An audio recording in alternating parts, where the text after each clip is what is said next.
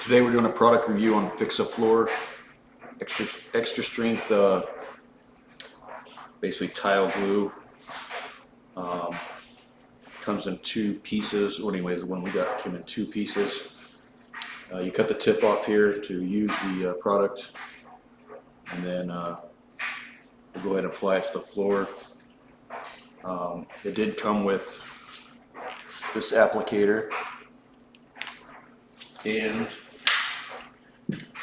this pointier applicator. I'll be using this one here in a few moments. It says to drill a hole and then fill the hole. Our tile is pretty loose, so we just lifted one side and we're just going to go under the tile with the sharp point and apply the product.